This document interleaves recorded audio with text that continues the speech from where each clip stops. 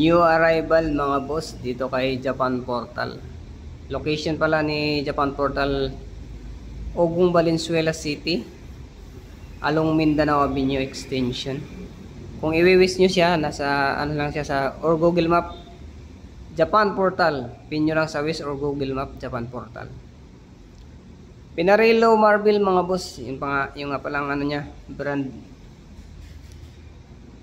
Pinarello Marble na 3012 Tank 2. Yan. Ang maganda rito mga boss, naka internal cabling na siya. At pangalawa, UCI approved mga boss. Hindi yan sticker mga boss. Sa kargada pala nito mga boss, naka Shimano Tiagra yung ano niya, crankset. Ang naalo lang pala dito mga boss, ito lang. Yung STI niya naka Shimano 105 mga boss. Yung the rest mga boss, naka Tiagra siya. Tiagra na 2x10 speed. Brace on na. Yung FD niya. Yan. Naka Shimano Tiagra siya mga boss. Carbon Lodi. Carbon pala ito mga boss. Seat clamp niya, Pinarello stock. Yung set post naman niya, alloy, most component niya ng Pinarello mga boss. SMP yung ano niya, Sili SMP yung saddle.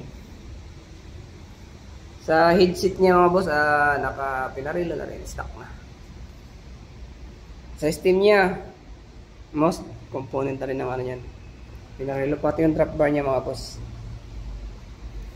Napakakinis pa nito mga boss, internal cabling.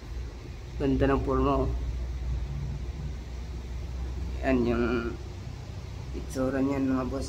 Sa wheelset pala mga boss, naka Shimano R500 700/23 yung gulong. Ano siya, Vittoria yung brand. Clutch pedal na rin yan mga boss. Yan 105. 105 yung ano niya. Clutch pedal 105. Yung rayos nito mga boss, 20 spokes yung sa harap, 24 spokes naman yung sa likod.